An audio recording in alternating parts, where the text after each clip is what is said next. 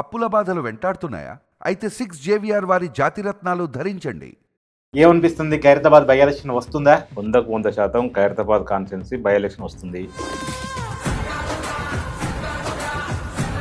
మరి ఒకవేళ ఉప ఎన్నిక వస్తే బీఆర్ఎస్ పార్టీ తరఫున మీకే టికెట్ వచ్చే అవకాశం ఉందా? తర్వాత అధికారం వచ్చింది, పార్టీ విస్తరణ జరిగింది, జీహెచ్ఎంసీ ఎన్నికల్లో కూడా అప్పటి టీఆర్ఎస్ పార్టీ గెలిచింది. కానీ 2018కి వచ్చేసరికి మీకు టికెట్ ఎందుకు రాలేదు? నేను అదే చెప్తున్నా. 2016లో కూడా జీహెచ్ఎంసీ ఎన్నికల్లో మాకు 6 డివిజన్లు ఉంటాయి. అంటే కమిటెడ్గా ఉన్న వాళ్ళకి అవకాశాలు దక్కవు అని ఒక ఉదాహరణగా మీకు కనపట్టలేదా? అంటే అప్పుడు కేసీఆర్ గారు ఏంటంటే ఉద్యమ సమయంలో బాగా బీఆర్ఎస్ పార్టీ వైపు ఆ ఓట్ బ్యాంక్ లాగుదామని ప్రయత్నం చేస్తున్నారు. ఇలా రకరకాల చర్చలు నడుస్తుంది. జయరెడ్డి గారిని మా పార్టీని తీసుకోవాల్సిన అవసరం ఏమిటో చెప్పండి. ఇప్పుడు మీకు హామీ ఇచ్చింది కేసీఆర్ గారా, కేటీఆర్ గారా? కేసీఆర్ గారు, కేటీఆర్ గారు. ఇప్పుడు బీఆర్ఎస్ లో మీరేమో అలా చెప్తారు, అక్కడేమో కాంగ్రెస్ పార్టీ గెలిచింది. మరి నేను అదే చెప్తాను, కాంగ్రెస్ పార్టీ గెలవడానికి చెప్పిన అతన్ని గెలిపిస్తే మంత్రి చేయబోతున్నాను అని రేవంత్ రెడ్డి గారు ఖైరతాబాద్ ఘటన నుంచి ప్రకటించబోతున్నారు అనేటువంటి ఒక చర్చ ఉంది. ఆయన ఇప్పుడు ఈ రోజు కొత్తగా ఎమ్మెల్యే కాదు, కొత్తగా ఈ రోజు మినిస్టర్ కాదు, ఆల్రెడీ మినిస్టర్ చేసిండు. హలో అండి, అందరికీ నమస్కారం. నేను మీ కట్ట కార్తీక్.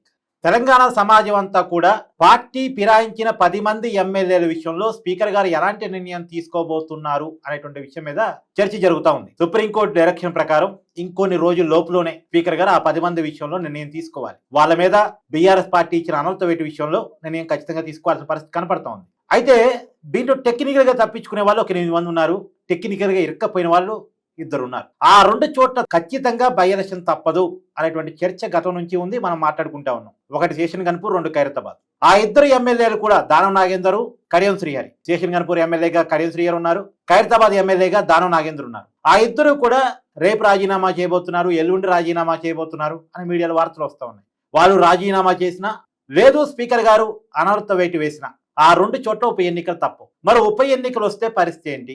ప్రధానంగా ఖైరతాబాద్, మొన్నే జూబ్లీహిల్స్ ఉప ఎన్నిక జరిగింది. జూబ్లీహిల్స్ ని ఆనుకొని ఖైరతాబాద్ ఉంటుంది. మరి ఖైరతాబాద్ లో ఉప ఎన్నిక వస్తే పరిస్థితి ఎలా ఉంటది మాట్లాడుకునే ప్రయత్నం చేద్దాం. నాతో ఉన్నారు ఖైరతాబాద్ నుంచి బీఆర్ఎస్ పార్టీ తరఫున టికెట్ ఆశిస్తున్నటువంటి మన్నే గోవర్ధన్ రెడ్డి గారు. ఆయన తెలంగాణ ఉద్యమకారుడు కూడా. నమస్కారం. నమస్తే అండి కార్తీక్ భాయ్. నమస్తే. బాగున్నారన్నా? సూపర్. చాలా కాలం తర్వాత మీతో, చాలా సంవత్సరాల తర్వాత. ఏమనిపిస్తుంది? ఖైరతాబాద్ బై ఎలక్షన్ వస్తుందా? 100% ఖైరతాబాద్ కాన్స్టిట్యున్సీ బై ఎలక్షన్ వస్తుంది. ఓకే. ఎందుకంటే నాగేంద్ర గారు మీరు చెప్పినట్టుగా ఒక పార్టీ బీఆర్ఎస్ పార్టీ బీఫామ్ మీద ఎమ్మెల్యేగా 2023లో గెలిచిండు. అవును, పోటీ చేసి గెలిచిండు. 2024కి వచ్చే వరకు బీఆర్ఎస్ పార్టీ అధికారం పోవంగానే ఇమీడియట్ 2 నెలలకు తిరగక ముందుకే కాంగ్రెస్ పార్టీ జైన్ కావడం జరిగింది. జైన్ అయితే వరకు ఓకే సార్, అంతవరకు బాగానే ఉండొచ్చు. ఇమీడియట్లీ ఆయన మరి మిస్గైడ్ చేసిరా, ఆయన పప్పులో కాలేసిన తెలియదు, కానీ ఎంపీగా కాంగ్రెస్ పార్టీ బీఫామ్ మీద పోటీ చేసిండు. సో ఖచ్చితంగా టెక్నికల్ దొరికింది కాబట్టి 100% ఆయన డిస్క్వాలిఫై కావాల్సిందే, లేదంటే అంతకుముందే రాజీనామా చేయాల్సిందే. అంతకు వేరే ఆల్టర్నేట్ లేదు, వేరే తప్పించుకోవడానికి 80% 1% ఛాన్స్ లేదు. అవును. మరి ఒకవేళ ఉప ఎన్నిక వస్తే బీఆర్ఎస్ పార్టీ తరఫున మీకే టికెట్ వచ్చే అవకాశం ఉందా? అంటే 100% ఇస్తానని చెప్పిన పెద్ద సార్ కేసీఆర్ గారు నాకు ఆల్రెడీ పిలిచి చెప్పడం జరిగింది. ఆల్రెడీ కేటీఆర్ గారు చెప్పడం జరిగింది. ఖచ్చితంగా వర్క్ కూడా స్టార్ట్ చేసినాం. ఆల్రెడీ స్టార్ట్ చేశారా? ఆల్రెడీ బూత్ కమిటీలు వేయడం జరిగింది. అంటే గతంలో మన్నే గోవర్ధన్ రెడ్డి గారికి అనేక సార్లు అన్యాయం జరిగింది బీఆర్ఎస్ పార్టీలో. అనేక మార్లు మాటలు చెప్పారు, కానీ ఆచరణకు వచ్చేసరికి వేరే వాళ్ళు టికెట్ ఎత్తుకపోయారు అనేటువంటి మాట ఉంది. దానికి మీరేం చెప్తారు? లేదు, ఒకసారి ఆల్రెడీ 2014లో పోటీ చేసిన ఖైరతాబాద్ కాన్స్టిట్యున్సీ తరఫున పోటీ చేసిన. అప్పుడు హైదరాబాద్ లో అప్పుడెప్పుడే తెలంగాణ వచ్చింది కాబట్టి కొంత ఇక్కడున్న సీమాంధ్రకు సంబంధించిన వాళ్ళు కానీ వివిధ రాష్ట్రాల నుంచి స్థిరపడిన వాళ్ళు కొంత భయపడ్డారు. అప్పుడున్న టీఆర్ఎస్ పార్టీ కొట్టేస్తే కొంత ఇబ్బంది ఏమైందని చెప్పి భయపడి అప్పుడు ఓటేయలేదు. సో హైదరాబాద్లో వాళ్ళు అందరూ దాదాపు మాక్సిమం ఓడిపోయారు. ఒక సికింద్రాబాద్ ఎంపీ పద్మరావు తప్ప మిగతా వాళ్ళందరూ ఓడిపోయారు. సో ఆ సందర్భంలో నేను కూడా ఓడిపోవడం జరిగింది. 2014 నుంచి 2018 వరకు ముఖ్యమంత్రిగా కేసీఆర్ ఉన్నంతవరకు హైదరాబాద్ ఎంత డెవలప్ చేసినా మీ అందరూ తెలుసు, మాకు తెలుసు, తెలంగాణ ఉన్న ప్రతి బిడ్డకు తెలుసు. దేశంలో నెంబర్ 1 రాష్ట్ర స్థాయికి తీసుకెళ్ళిండు, రాష్ట్రానికి తీసుకెళ్ళిండు. అలాగే సంక్షేమ వెల్ఫేర్లో కూడా చాలా బాగా గొప్ప చేసిండు. సో అందరూ 2010 నుంచి 2018 వరకు పార్టీ మంచి విస్తరించింది హైదరాబాద్లో. దాంట్లో ఖైరతాబాద్లో నెంబర్ 1 ప్లేస్లో ఉండే. ఖైరతాబాద్ 2014 నుంచి 2018 వరకు సంక్షేమ పథకం కానీ డెవలప్మెంట్ విషయంలో కానీ అందరికీ అందే విధంగా ప్రయత్నం చేసినాం. దాంట్లో నేను భాగస్వామి అయినాను. ముఖ్యమంత్రి సారథ్యంలో, కేసీఆర్ సారథ్యంలో మున్సిపల్ శాఖ మంత్రి కేటీఆర్ గారు ఉండే. కేటీఆర్ గారు కూడా ఇక్కడ మాకు ఖైరతాబాద్ కాన్స్టిట్యున్సీ డ్రైనేజ్ సమస్య కానీ, వాటర్ సమస్య కానీ, పవర్ సమస్య కానీ, బస్తీ దవాఖాన సమస్య కానీ విషయంలో కానీ, లేకపోతే బస్తీ కమ్యూనిటీ హాల్ విషయంలో కానీ బాగా డెవలప్ చేసిండు. రోడ్ల విషయం బాగా డెవలప్ చేసిండు. సో ఖైరతాబాద్ కాన్స్టిట్యున్సీలో ప్రతి కార్యకర్త నేను అనేది ఏంటంటే 2014లో మీకు టికెట్ ఇచ్చారు, అప్పుడు ఈ పార్టీ విస్తరణ లేదు హైదరాబాద్ సిటీలో. తర్వాత అధికారం వచ్చింది, పార్టీ విస్తరణ జరిగింది, జీహెచ్ఎంసీ ఎన్నికల్లో కూడా అప్పటి టీఆర్ఎస్ పార్టీ గెలిచింది. కానీ 2018కి వచ్చేసరికి మీకు టికెట్ ఎందుకు రాలేదు? నేను అదే చెప్తున్నాను. 2016లో కూడా జిహెచ్ఎంసీ ఎన్నికల్లో మాకు 6 డివిజన్లు ఉంటాయి. అవును. 6 డివిజన్లో 6 కార్పొరేటర్లు మా పార్టీకి సంబంధించిన వ్యక్తులే అవును. గెలవడం జరిగింది. ఉమ్. అంటే అంత పార్టీ అంత స్ట్రెంగ్ అయిందని చెప్తున్నాను. 2014 నుంచి 2018 వరకు అవును. మంచి స్ట్రెంగ్ అయింది.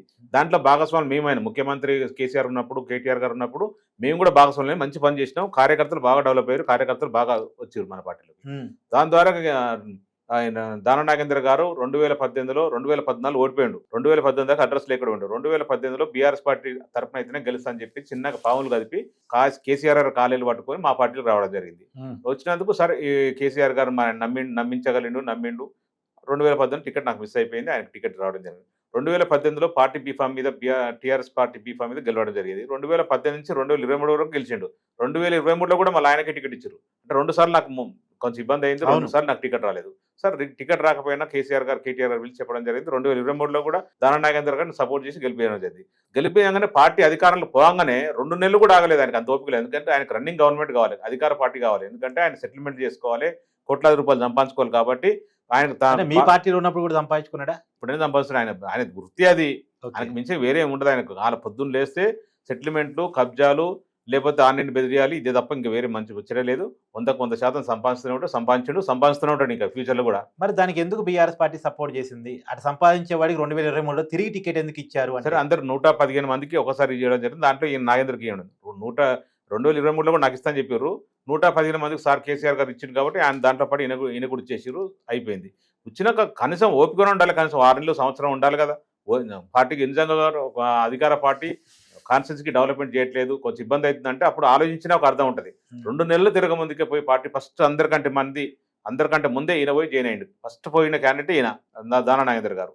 సో మేమేమంటారు అంటే ఇక్కడ ఇప్పుడు ఆయన కుండ వదిలితే పైలిదని కుక్కబ్బు తెలిసింది. కేసీఆర్ గారు మేము చాలా సందర్భాలు చెప్పినాం, సార్కి చెప్పినాం, రామన్న కూడా చెప్పినా కూడా వినలేదు. సరే వచ్చింది కదా చేసుకుంటాడు కానీ అనుకున్నాం. ఆయన ఇమ్మీడియట్లీ యూటర్న్ తీసుకుంటు. గతంలో కూడా 2004లో కూడా అంతే, కాంగ్రెస్ పార్టీ టికెట్ ఇవ్వకపోతే ఇమ్మీడియట్ టీడీపీ పార్టీలో పోయిండు. టీడీపీ పార్టీకి గెలిచిండు. గెలవంగానే ఆయనకు మళ్ళీ కాంగ్రెస్ పార్టీ అధికారంలోకి వచ్చింది. రాగానే టీడీపీకి రాజీనామా చేసి మళ్ళీ కాంగ్రెస్ పార్టీ దింపిండు. బై ఎలక్షన్కి వస్తే అక్కడ ఓడిపోయిండు.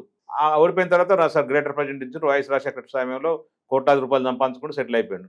2009లో ఖైరతాబాద్ పునర్విభజనలో భాగంగా ఖైరతాబాద్ కాన్స్టిట్యూన్సీకి ఈయన ఎమ్మెల్యే వచ్చిండు, మినిస్టర్ అయ్యాడు. 2014 ఈయన అవకతవకలు చూసేసి ఈయన ప్రజలకు ఏం చేయడం చెప్పేసి 2014 ఓడగొట్టారు. ఆయన మంత్రి ఉన్నప్పుడే ఓడగొట్టేశారు. 2014 నుంచి 2018 అడ్రస్ లేకుండా పోయిండు. 2018లో మా పార్టీ మంచిగా ఉంది, మా పార్టీలో అయితే గెలుస్తుందని చెప్పేసి చిన్న కన్విన్స్ చేసి మా పార్టీ నుంచి గెలిచిండు. 2023 దాకా పార్టీ ఖైరతాబాద్ కాన్స్టిట్యూన్సీ పెద్ద చేసిందే లేదు. కాకపోతే మున్సిపల్ శాఖ మంత్రి ఉంటే 6 మంది కార్పొరేటర్లు ఉండే కాబట్టి ఖైరతాబాద్ కాన్స్టిట్యూన్సీ మంచి డెవలప్ చేసుకున్నాం మేము. 2023లో గెలిచిండు. మా పార్టీ కార్యకర్తల కష్టంతో, మా ఉద్యమకారుల కష్టంతో మళ్ళీ గెలిచిండు. గెలిచిన తర్వాత ఓపికతో ఉండాలిగా, కనీసం ఓపిక లేకుండా ఇమీడియట్లీ పోయి ఆ పార్టీలు చేరిండు. పార్టీలు జాయిన్ కావడం, కాంగ్రెస్ పార్టీ జాయిన్ కావడం కాకుండా ఇమీడియట్లీ ఆయన ఎంపీగా కూడా పోటీ చేసిండు. బొక్క బోర్ల పడ్డాడు. సో ఇప్పుడు తప్పక గుర్తుల పడ్డ ఎలకలాగా తయారైంది ఆయన బతికి. ఇప్పుడు అంటే వెనక పోతే గుయ్యి, ముందు పోతే నుయ్యి లెక్క అయిపోయింది. ఖచ్చితంగా రాజీనామా చేయాల్సిన పరిస్థితి వచ్చింది. రాజీనామా చేయాలి, లేకపోతే 100% డిస్క్వాలిఫై అవుతాడు. సరే, నేను అనేది ఏంటంటే ఆయన టీడీపీ, కాంగ్రెస్, బీఆర్ఎస్, కాంగ్రెస్ ఇప్పుడు అటు ఇటు ఒక కాన్స్టెంట్ మైండ్ లేనటువంటి వ్యక్తి. అలాంటి వ్యక్తికి అవకాశాలు దక్కుతూ వస్తుంది. కానీ మీరు తెలంగాణ ఉద్యమం నుంచి ఒకే రాజకీయ పార్టీలో ఉన్నారు. అంటే కమిటెడ్ గా ఉన్న వాళ్ళకి అవకాశాలు దక్కవు అని ఒక ఉదాహరణగా మీకు కనపట్లేదా? అంటే అప్పుడు కేసీఆర్ గారు ఏంటంటే ఉద్యమ సమయంలో భాగస్వాములు కాలేదుగా, పునర్నిర్మాణంలో భాగస్వామి అయితని చెప్పి వచ్చిండు.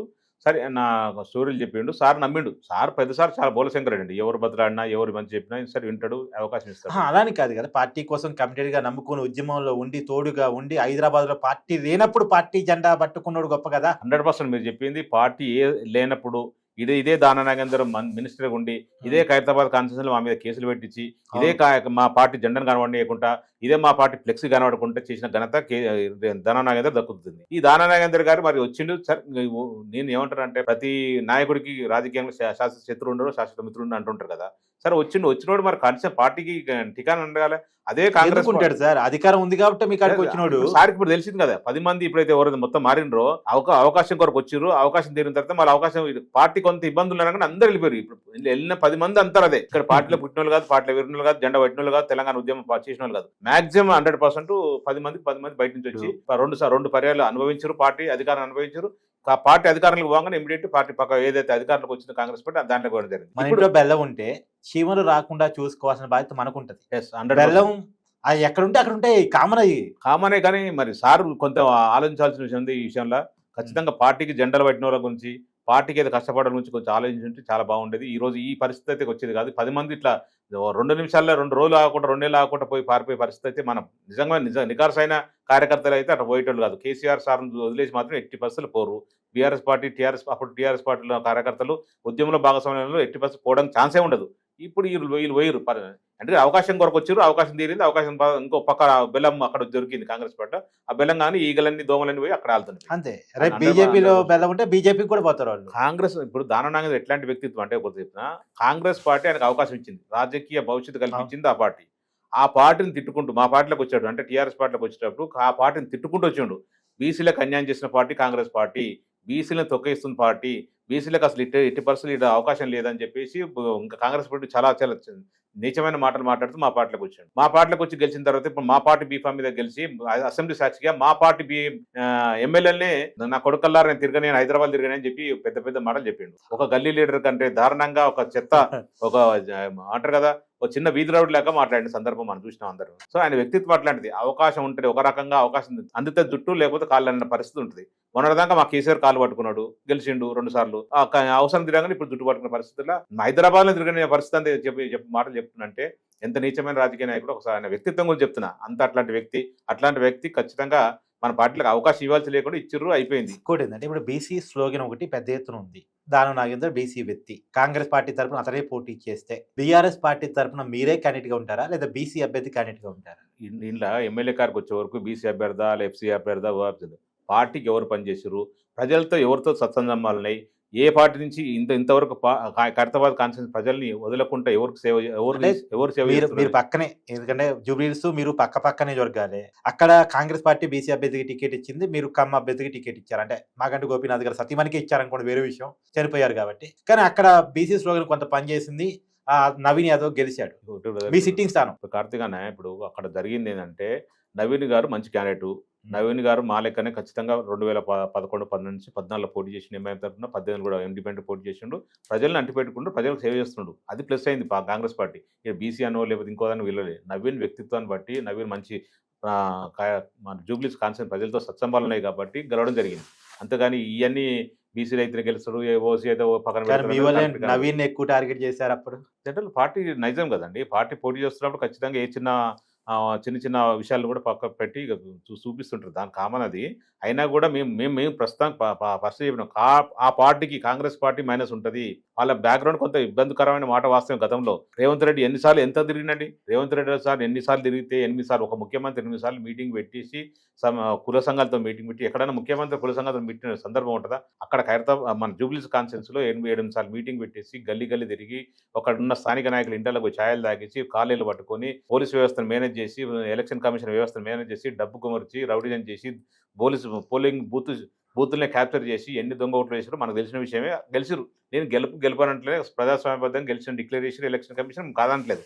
దానికి దేనికి పోలిక లేదు. ఇక్కడ ఖైరతాబాద్ కాన్స్టిట్యూన్సీలో దానం నాగేందర్ గురించి, వ్యక్తిత్వం గురించి ఖైరతాబాద్ కాన్స్టిట్యూన్సీలో ఈ 3వ సారి చూసారు. ఆయన 2009 నుంచి 2014 వరకు పనిచేసినప్పుడు ఖైరతాబాద్ కాన్స్టిట్యూన్సీ ప్రజలకు ఒక మంత్రిగా ఉండి కూడా ఏం చేయలేదు. చిన్న పని కూడా ఒక కార్యకర్తకు పని చేయలేదు, కాన్స్టిట్యూన్సీ డెవలప్మెంట్ చేయలేదు. 2018 నుంచి 2023 వరకు ఆయన డెవలప్మెంట్ విషయంలో ఆయన ఏం లేదు. ఓన్లీ కేటీఆర్ గారు మున్సిపల్ శాఖ మంత్రిగా 6 మంది కార్పొరేటర్లుగా ఉండి డెవలప్ చేశారు. 2020 ఇప్పుడు ఆయన మీ పార్టీలోకి వచ్చిన తర్వాత మీతో కలుపుకోలుగా ఉండేవాడా? అస్సలు ఉండేది కాదు కదా. ఆయన ఓన్ కనబడి ఒకటే కార్తీక్, ఆయన గెలిచేటప్పుడు 2 నెలల ముందు వస్తాడు, గెలుస్తాడు, తర్వాత ఎవరు కనబడు, ఓన్లీ ఇంట్లో కూర్చుంటాడు, లేడని చెప్పిస్తాడు. కార్యకర్తలు ఒక పిఏ ఉంటాడు, పిఏతో అంటే మాట్లాడతాడు, లేకపోతే లేదు, ఎవరు వచ్చినా లేడని చెప్పిస్తాడు. ఆయన ఎవరైనా డబ్బులు ఇచ్చేవాడో, లేకపోతే సెటిల్మెంట్ ఉన్నవాడో, లేకపోతే ల్యాండ్ విషయాలు మాట్లాడటానికి వస్తే మాత్రం లోపలికి ఎంట్రీ ఉంటుంది. మామూలుగా మళ్ళీ 5 సంవత్సరాల కంటే ఎలక్షన్ కంటే ముందు 2 నెలల ముందు బయటకు వస్తాడు. మళ్ళీ వచ్చి అందరి ముందు భుజం చేస్తాడు. దానం నాగేంద్ర మారిపోయిండు, నీ అన్ని ఫోన్లు ఎత్తా, మీ కొరకే పనిచేస్తాను, నాకు చాలు, నాకు జీవితంలో అన్ని ఇచ్చిన దేవుడు అని చెప్పి గొప్పలు చెప్తుంటాడు. మళ్ళీ సేమ్ యాజిటీజ్ ఉంటుంది ఆయనది. ఎవరు హైదరాబాద్ కాన్స్టిట్యూన్సీలో మీరు ఎవరు వ్యక్తిత్వం మన ఛానల్ తరఫున వండి ఒకసారి మైక్ పెట్టండి, కెమెరా పెట్టి అడగండి అసలు దానం నాగేంద్ర అని ఎన్ని రోజులైన చూసి ఎప్పుడైనా కనబడ్డా, ఈ 2 సార్లుగా ఎమ్మెల్యేగా ఉండేసి ఏదైనా చిన్న పని చేసి పెట్టిండా, ఒక డ్రైనేజ్ సమస్య తీర్చిండా, లేదా ఒక రోడ్డు సమస్య తీర్చిండా, ఒక బస్సులో ఏదైనా పెద్ద సమస్యలు ఉంటాయి ఆ సమస్యలు తీర్చిండా, వాటర్ సమస్య తీర్చిండా, ఏమన్నా సమస్య తీర్చిండు, అందుబాటులో ఉండు, ఒక సాగుకు వచ్చిండా, ఒక పెళ్లికి వచ్చిండా, ఒక బస్తీ సంబంధించిన విషయాల్లో ఏమైనా ప్రజలు ఇబ్బంది పడుతున్న గమనించిన సందర్భం ఉందా? ఆయన ఎక్కడ లేడు. ఓన్లీ సెటిల్మెంట్ అంటేనే దానం నాగేందర్ కేర్ ఆఫ్. ఆయన సెటిల్మెంట్ ఉంటేనే వస్తారు, డబ్బులు వస్తారు, కనబడతారు తప్ప అంతకు మించి ఏం లేదు. నాగేందర్ గారు ఆయన నైజం అట్లాంటిది, ఆయన వ్యక్తిత్వం అట్లాంటిది కాబట్టి మన ఖైరతాబాద్ కాన్స్టిట్యూన్సీ ప్రజలు రెడీగా ఉన్నారు. ఎప్పుడు ఎలక్షన్ వచ్చినా కూడా ఎప్పుడు వస్తాయని ఎదురు చూస్తున్నారు, 1000 కళ్ళతో ఎదురు చూస్తున్నారు. ఎప్పుడు వచ్చినా కూడా కార్డు కార్చి వార్త పెట్టడానికి దాని రెడీ ఉన్నారు. బీఆర్ఎస్ పార్టీ తరఫున క్యాండిడేట్ గా నేను ఉంటాను, నన్ను గెలిపించడానికి ప్రజలు రెడీగా ఉన్నారు. పార్టీలకు అతీతంగా కాంగ్రెస్ పార్టీ సంబంధించిన నాయకులు నాకు మిత్రులే ఉంటారు, బీజేపీ సంబంధించిన నాకు మిత్రులే ఉంటారు. నేను అందరితో మంచిగా ఉంటాను, అందరితో కలివిడిగా ఉంటాను. అందరికి ఏ చిన్న కష్టం వచ్చినా నేను అందరూ అందుబాటులో ఉంటాను. వాళ్ళ అన్ని విషయాల్లో నీకు తలలో నాలుకలాగా ఉంటాయి కాబట్టి ఖచ్చితంగా అందరూ ఖైరతాబాద్ కాన్స్టిట్యూన్సీ ప్రతి లీడర్ కానీ, ప్రతి ఓటర్ కానీ, ప్రతి చిన్న బిడ్డ కానీ అందరూ నన్ను సొంత ఇంటి మెంబర్ లాగా చూసుకుంటారు కాబట్టి కంపల్సరీ గెలవడానికి అవకాశం ఉంటుంది, గెలిపించడానికి అనేది. ముఖ్యంగా ఖైరతాబాద్ కాన్స్టిట్యూన్సీలో కార్యకర్తలు ఎక్కడ కూడా పోలేదు. దానం నాగేంద్ర వచ్చిండు, ఆయన 10 మంది వచ్చారు, ఆయన 10 మంది వెళ్ళిపోయారు. కానీ కార్యకర్తలు అట్లే ఉన్నారు. పార్టీ పటిష్టంగా ఉంది. కేసీఆర్ అని బలంగా నమ్ముతున్నారు, కేసీఆర్ నాయకత్వాన్ని పటిష్టంగా చూస్తున్నారు. కేసీఆర్ గారు ఎప్పుడు ఎలక్షన్ వచ్చినా కేసీఆర్ గారికి కారు గుర్తు కోటేయడానికి రెడీ ఉన్నారు, సిద్ధంగా ఉన్నారు ప్రజలు. ఇంకోటి కూడా చెప్పండి నాకు, మీరు నాదే అభ్యర్థిత్వం అని మీరు చెప్తున్నారు, కాన్ఫిడెంట్ గా చెప్తున్నారా? 100% కాన్ఫిడెంట్. విజయారెడ్డి ఏదో బీఆర్ఎస్ పార్టీలో లాగి ఆమెకు టికెట్ ఇద్దామని అనుకుంటున్నారని, తర్వాత విష్ణువర్ధన్ రెడ్డి టికెట్ ఇద్దాం అనుకుంటున్నారని, పీజేఆర్ వారసత్వాన్ని కాంగ్రెస్ పార్టీయే ఓన్ చేసుకుంటుంది కాబట్టి కాదు బీఆర్ఎస్ పార్టీ వైపు ఆ ఓట్ బ్యాంక్ లాగుదామని ప్రయత్నం చేస్తున్నారు. ఇలా రకరకాల చర్చలు నడుస్తున్నాయి. నేను ఒకటి చెప్తున్నా, విజయరెడ్డి గారిని మా పార్టీని తీసుకోవాల్సిన అవసరం ఏమిటో చెప్పండి. 2016లో మా పార్టీ తరఫున గెలిచింది కార్పొరేటర్ గా, 2020లో మా పార్టీ తరఫున గెలిచింది. గెలిచిన తర్వాత ఎక్కడ పోయింది? కాంగ్రెస్ పార్టీ పోయింది.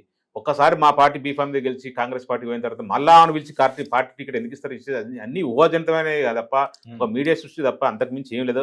ఆమె వచ్చినా కూడా మా పార్టీ రానిరు, అట్లాంటి అవకాశం లేదు. అట్లాంటి అవకాశం విజయరెడ్డి అనేది మా పార్టీ రావడం కల ఒకటి. ఆమె వచ్చి ఆమె డిస్కషన్ ఆల్రెడీ మా పార్టీకి మోసం చేసిపోయిన ఆమె. మా పార్టీ 2వ సారి కార్పొరేటర్ గెలిచి 2 సంవత్సరాలు కాకముందుకే మా పార్టీని మోసం చేసి కాంగ్రెస్ పార్టీ పోయింది. అట్లాంటి మా పార్టీలో మళ్ళీ ఎందుకు తీసుకుంటారు?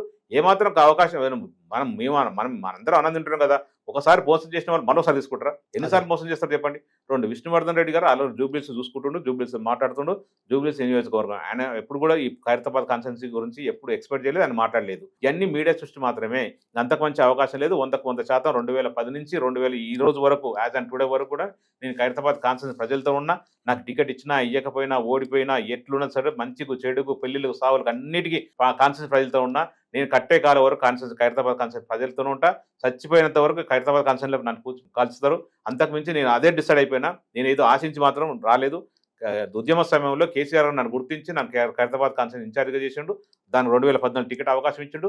ఇప్పుడు ఖచ్చితంగా అవకాశం ఇస్తాను చెప్పిండు. అవకాశం ఇస్తాను, పూర్తి స్థాయిలో నమ్ముతున్నాను. ఇప్పుడు మీకు హామీ ఇచ్చింది కేసీఆర్ గారా, కేటీఆర్ గారా? కేసీఆర్ గారు, కేటీఆర్ గారు ఇద్దరు ఇచ్చారు, చేసుకోని చెప్పారు. ఆల్రెడీ వర్క్ కూడా స్టార్ట్ చేసిన. ఏంది వర్క్ స్టార్ట్ చేస్తున్నారు కాబట్టి రియాలిటీ ఏంది, గ్రౌండ్ ఎట్టుంది చెప్తే కదా. ఖైరతాబాద్ కాన్స్టిట్యున్సీ బీఆర్ఎస్ పార్టీ అడ్డా. ఆ నమ్మకంతోనే దానం నాగేందర్ గారు ఈ పార్టీలకు రావచ్చి 2 సార్లు ఎమ్మెల్యే గెలిచిండు. కార్యకర్తలు చాలా పటిష్టంగా ఉన్నారు, కార్యకర్తలు చాలా సమన్వయంతో ఉన్నారు. కార్యకర్తలు ఎప్పుడు అవకాశం వచ్చినా కూడా దానం నాగేందర్ లాంటి నాయకులకు బుద్ధి చెప్పాలని చెప్పున్నారు. ఇక్కడి నుంచే స్టార్ట్ కావాలి. ఒక పార్టీ నుంచి ఒక పార్టీ మారితే, ఆయన రేవంత్ రెడ్డి చెప్పిండు కదా, రాళ్లతో కొట్టి చంపన్నాడు కదా, నడు రోడ్ల ఊరిది అన్నాడు కదా. అట్లాంటి సిచ్యువేషన్ ఖైరతాబాద్ కాన్స్టిట్యున్సీలో ఉంది. దానం నాగేందర్ ఖచ్చితంగా బుద్ధి చెప్పడానికి ఖైరతాబాద్ కాన్స్టిట్యున్సీ ప్రజలు సిద్ధంగా ఉన్నారు. 100% బీఆర్ఎస్ పార్టీ, కేసీఆర్ గారు అడ్డా, ఖైరతాబాద్ కాన్స్టిట్యున్సీ అడ్డా. అంతే తప్ప ఇంకా వేరే పార్టీ లేదు. మనం బీజేపీ అనుకున్న ఇక్కడ త్రిముఖోని పోటీ ఉంటుంది. బీజేపీ కూడా మాట అడగబోతున్నాను. ఇప్పుడు జూబ్లీస్ అనుకోండి, మీకు కాంగ్రెస్ కి మాత్రమే పోటీ, కానీ ఖైరతాబాద్ లో మీరు బీఆర్ఎస్, బీజేపీ 3 ఫైట్. అంటే అక్కడ కూడా చింత రామచంద్రరెడ్డి పెద్ద మాజీ ఎమ్మెల్యే కాబట్టి అతను కూడా కొంత ఫైట్ ఇస్తాడు. ఎలా ఉంటుంది ట్రయాంగిల్ 4 లో? చింతల రామచంద్రరెడ్డి గారు 3 సార్లు ఎమ్మెల్యే గెలిచి ఓడిపోయిన తర్వాత 4వ సారి గెలిచిండు. ఎట్లా గెలిచిండంటే అప్పుడే రాష్ట్రం విడిపోయింది. బీజేపీ, టీడీపీ సపోర్ట్, అప్పుడు జనసేన 3 అలయన్స్ లో టీడీపీ ఇక్కడ బాగుండే. విజయరామారావు గారు టీడీపీ మంత్రిగా చేసిండు, ఇక్కడ గెలిచింది కాబట్టి పార్టీ పటిష్టంగా ఉండే. ఆ టీడీపీ ఓట్లతోటి బీజేపీ గెలిచింది. ఆ ఓట్లు ఇప్పుడు ఎవరితో ఉన్నాయి? టీడీపీ ఓట్లు స్ప్రెడ్ అయిపోయినాయి. టీడీపీ ఓట్లు ఆయన విజయరామారావు మా దగ్గర వచ్చిండు. టీడీపీ సంబంధించిన నాయకులందరూ మా పార్టీ బీఆర్ఎస్ పార్టీలోకి వచ్చారు. మాక్సిమం 99% బీఆర్ఎస్ కు ఉన్నాయి, కొంత ఉంటే 1-2% అటు కాంగ్రెస్ కు అటు ఇటు పోతుంది. సో ఇప్పుడు బీజేపీకి స్వతహాగా 15 నుంచి 20 వేల ఓట్లు ఉంటాయి. మొన్న లాస్ట్ టైం కూడా 30,000 ఓట్ల పైన వచ్చినట్టున్నాయి. బాగా ఖర్చు పెట్టినా కూడా 30,000 పైన వచ్చినాయి. చింతల రామచంద్రరెడ్డికి ముక్కోన పోటీ ఉంటుంది ఖచ్చితంగా. బీఆర్ఎస్, కాంగ్రెస్, బీజేపీ 3 పార్టీలు ప్రధాన పార్టీలు పోటీ పడతాయి. ఖచ్చితంగా ఆ ప్రధాన పార్టీలలో బీఆర్ఎస్ పార్టీ కొంత గెలుస్తుంది. ఎందుకు చెప్తున్నట్టే, ఇక్కడ మైనార్టీ సోదరులు ఉన్నారు. దాదాపు 63,000 ఓట్ల పైచీలకు ఉంటాయి. అలా మైనార్టీలు, బీసీ సోదరులు ఉన్నారు, ఎస్సీ సోదరులు ఉన్నారు. బీసీలు దాదాపు అంటే ఒక్కొక్క క్యాస్ట్ ఒక్కొక్క దాదాపు ఓవరాల్ 40% పైన ఉంటారు. 40% పైన ఉంటారు. సో ముస్లిమ్స్ కూడా 63 అంటే 23% పైన ఉన్నారు. అదే 63,000 ఓట్ బ్యాంక్, చాలా 63,000 పెద్ద ఓట్ బ్యాంక్. సరే జూబ్లీహిల్స్ లో మరి 1,00,000 అనుకోండి, అది వేరే విషయం. 1,20,000 అవును, సగం ఉంది ఖైరతాబాద్ లో కూడా. క్రైస్తవ సోదరులు ఉంటారు, అందరు ఉండరు, అన్ని వర్గాలకు సంబంధించిన వారు. కానీ కేసీఆర్ గారి మీద పూర్తి నమ్మకం ఉంది. కేసీఆర్ గారు గత 10 సంవత్సరాలు 2 సార్లు ముఖ్యమంత్రి ఉన్నప్పుడు అనేక సంక్షేమాలు చేసిండు. హైదరాబాద్ ఎంత 2014 బిఫోర్ ఎట్లుండే, 2014 తర్వాత ఈ 23 వరకు ఎట్లుంది, 2023 ఎలక్షన్ తర్వాత ఇప్పుడు ఈ 2 సంవత్సరాల కాంగ్రెస్ పార్టీ ఎంత శత్రువులు చేస్తుంది, ఎంత నాశనం అయిపోతుంది హైదరాబాద్ అని చెప్పేసి ప్రజలు నాకు గమనిస్తారు. ప్రజలు ఇప్పుడు జూబ్లీహిల్స్ ఎలక్షన్ కు ఖైరతాబాద్ ఎలక్షన్ మూటి పెట్టడం లేదు. అక్కడున్న వ్యవస్థలు వేరు, అక్కడున్న క్యాండిడేట్ వేరు, అక్కడున్న అంది వేరు, ఇక్కడ వేరు. ఇక్కడ పక్క పక్కన వర్గాలు కదా అని కంపారిజన్. నవీన్ అనే అతను కొత్త వ్యక్తి, అతనికి ఒకసారి ఓటే చూద్దాం, పాపం 2 సార్లు మిస్ అయిపోయాడు, అయినా కూడా ప్రజలను పట్టుకున్నాడు, ప్రజలతో సేవ చేస్తున్నాడు, కొంత అవకాశం ఇద్దామని చెప్పి ఇచ్చిరు. సేమ్ కూడా కాంగ్రెస్ లో అతనిలాగా ఇప్పుడు బీఆర్ఎస్ లో మీరు.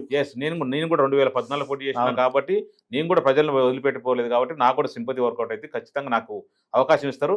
నేను ముఖ్యంగా 100% అందరితో ఉంటాను. నేను ఎవరితో కాంట్రవర్సీ పెట్టుకుని మీరు చూస్తుంటారు. నేను ఎవరి వల్ల ఇట్లా ₹1 కబ్జా పెట్టలేదు, ఒక రౌడీజం చేయలేదు, అందరితో మంచిగా హ్యాపీగా ఉంటాను, అందరూ కష్ట సుఖాలను పార్టిసిపేట్ చేసుకుంటాను. కాబట్టి నాకు ఇంకా మంచి ఆయన కంటే నవీన్ కంటే మంచి అవకాశం వస్తారని చెప్పి పూర్తి నమ్మకం ఉంది నాకు. సార్, ఇప్పుడు జూబ్లీహిల్స్ లో కాంగ్రెస్ పార్టీ గెలిచింది, మీరేమో కాంగ్రెస్ పార్టీ మీద వ్యతిరేకత ఉంది, ప్రభుత్వం మీద వ్యతిరేకత ఉందని మీరు చెప్తారు. నిజంగా అంత వ్యతిరేకత ఉంటే 25,000 మెజార్టీ, నవీన్ మంచి క్యాండిడేట్ కావచ్చు, నవీన్ యాదవ్ను చూసి ఓటేయచ్చు, కానీ 25,000 ఓట్ల మెజార్టీ అటు ఇటుగా వచ్చింది అంటే ఖచ్చితంగా కాంగ్రెస్ ప్రభుత్వం మీద బ్యాడ్ గనుక ఉండుంటే, ప్రజలు తీవ్రమైన వ్యతిరేకత మీరు చెప్తున్నట్టు ఉండుంటే అంత ఓట్ బ్యాంక్ రాదు కదా అంట. జూబ్లీహిల్స్ ఎలక్షన్స్ ఒక మాట మనం చెప్తానండి. ఒక ఉత్తరప్రదేశ్లో, ఒక బీహార్లో జరిగినట్టు ఇది జరిగింది, ఒక రాయలసీమలో జరిగినట్టు ఎలక్షన్ జరిగింది, ఒక ప్రజాస్వామ్యంలో జరిగినట్టు గతంలో మన ఉమ్మడి ఆంధ్రప్రదేశ్లో కానీ తెలంగాణలో కానీ జరిగిన ఎలక్షన్లో దాకా జరగలేదు. కూడా ఓన్లీ రౌడీజం, బూత్ క్యాప్చర్లు చేసి బూత్లు వేయించుకున్నారు. దొంగ ఓట్లు దాదాపు 20,000 ఓట్లు పైన దొంగ ఓట్లు వేయించుకున్నారు. మరి రేపు ఖైరతాబాద్ కూడా అదే చేస్తే నేను అదే చెప్తాను. అక్కడ ఉన్న నవీన్ ఒక ఎంత ప్లస్ అయ్యో, ఇవన్నీ ప్లస్ అయినాయి కాబట్టి ఆ మెజార్టీ వచ్చింది. ఎప్పుడు అన్ని విషయాలు కాదు. మేము ఒక ఎగ్జాంపుల్ చెప్తాను. గతంలో హుజూరాబాద్ కూడా మేము కూడా ఇదే పరిస్థితుల్లో ఈటెల రాజేందర్ మీద మేము కూడా ప్రయత్నం చేసినాం గెలవడానికి. అక్కడ ప్రజల స్పందన, ప్రజల అభిమానం ఈటెల రాజేందర్ ఉంటే మేము ఓడిపోయాను. దుబ్బాకలు కూడా అట్లయింది. ఎప్పుడు కూడా అధికార పార్టీ ఉంటేనే గెలవాలని రూల్ ఏం లేదు. ఇక్కడ ఖైరతాబాద్ కాన్స్టిట్యూన్స్ కి జూబ్లీహిల్స్ కాన్స్టిట్యూన్స్ కి చాలా వ్యత్యాసం ఉంటది. అక్కడ మొత్తం స్లమ్ ఉంటది. ఇక్కడ కాలనీ వాసులు ఉన్నారు, చాలా మంది అబోవ్ మిడిల్ క్లాస్ ఉన్నారు, మిడిల్ క్లాస్ ఉన్నారు, స్లమ్ములు ఉన్నాయి. అందరూ ఇక్కడ ఉన్న పరిస్థితుల గురించి, దానా నాగేంద్ర గురించి తెలుసు కాబట్టి, నా గురించి తెలుసు కాబట్టి ఖచ్చితంగా వ్యత్యాసం ఉంటది. అక్కడ నవీన్ కు ఒకసారి అవకాశం ఇచ్చారు, ఇక్కడ కూడా మనకూడదని అవకాశాలను ఇస్తారు. ముఖ్యంగా కాంగ్రెస్ పార్టీ ఇక్కడ మైనస్ ఏంటంటే 6 గ్యారెంటీలు 420 హామీల మీద వచ్చిన ఆయన 420 ముఖ్యమంత్రి అయిన తప్ప ఎవరు కూడా ఇంత సేవ చేసిన. మీరేమో అలా చెప్తారు, అక్కడేమో కాంగ్రెస్ పార్టీ గెలిచింది. మరి నేను అదే చెప్తాను, కాంగ్రెస్ పార్టీ గెలవడానికి చెప్పిన అక్కడెక్కడ బీహార్, ఉత్తరప్రదేశ్ లాగా ఎలక్షన్ జరిగింది తప్ప ప్రజాస్వామ్యబద్ధంగా జరగలేదని చెప్పి అందరికీ తెలిసిన తెలంగాణ రాష్ట్రం మొత్తం చూసిందండి. జూబ్లీహిల్స్ ఓడిపోవాలి కాంగ్రెస్ పార్టీ అని చెప్పి చాలా మంది అనుకున్నారు. కాకపోతే అక్కడ ముఖ్యమంత్రి గారు పర్సనల్ తీసుకొని ఆయన సీట్కి ఎసరు పడుతుందని చెప్పేసి ఆయన ముఖ్యమంత్రిత్వానికి రెఫరెండం అనుకొని ఖచ్చితంగా అక్కడ పెట్టిన వ్యవస్థలను పెట్టి గెలిపించిండు. అన్నిటికాడ అన్ని విషయాలు జరగదు. ఎగ్జాంపుల్ చెప్తున్నా, మా హుజూరాబాద్, దుబ్బాక మేము కూడా చాలా సందర్భాలు బై ఎలక్షన్ చేసినాం కదా. అలానే చేశారు అప్పుడు దుబ్బాక ప్రయత్నం చేసినా చెప్తున్నాం కదా. అక్కడ ప్రజల అభిమానం ఉంటే ఎవరు కూడా ఏం చేయలేరు. ఇక్కడ ప్రజాభిమానం నాకు ఉంటుంది కంపల్సరీ. నేను కాంగ్రెస్ పార్టీ వాళ్ళకు నాయకులకు కూడా నేను చాలా సందర్భాలు నేను అందరూ కలిసి ఉన్నాం. ఎక్కడ కూడా కాంగ్రెస్ పార్టీ అని చెప్పి, బీజేపీ పార్టీ అని చెప్పి ఎవరిని వ్యత్యాసం చూడలేదు నేను.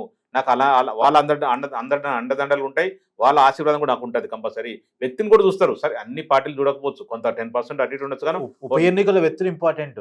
వ్యక్తులు కూడా ఇంపార్టెంట్, అదే చెప్తున్నా, వ్యక్తులు ఇంపార్టెంట్ కాబట్టి నా వ్యక్తిత్వాన్ని చూసి ఖచ్చితంగా కాంగ్రెస్ పార్టీ నాయకులు కూడా నన్ను ఆశీర్విస్తారు, బీజేపీ పార్టీ నాయకులు కూడా నన్ను ఆశీర్విస్తారు. వాళ్ళందరితో మంచిగా ఉంటాను కాబట్టి నన్ను వ్యక్తిత్వంగా ఒకసారి గోవర్ధన్ రెడ్డికి అవకాశం ఇవ్వాలని చెప్పి ఇస్తారు తప్ప అంతకు మించి ఏం లేదు. కంపల్సరీ నేను చెప్తున్న ఖైరతాబాద్ కాన్ఫరెన్స్ లో ఎవరిని అడినా కూడా ఎప్పుడు చెప్తాను, నేను ఎప్పుడు కూడా ఇంత ₹1 సంపాదించలేదు, ఒకరిని ఇబ్బంది పెట్టలేదు, ఎవరిని బెదిరించడం కానీ, మా అధికార పార్టీ 10 సంవత్సరాలు ఉన్నప్పుడు కూడా నేను ఎప్పుడు ఎవరిని కూడా ఇబ్బంది పెట్టలేదు. సో ఖచ్చితంగా కాంగ్రెస్ పార్టీ చేసిన మోసం అందరూ ప్రజలు తెలుసు కాబట్టి కాంగ్రెస్ పార్టీ ఇంతవరకు ఒక చిన్న పని కూడా చేసి పెట్టలేదు.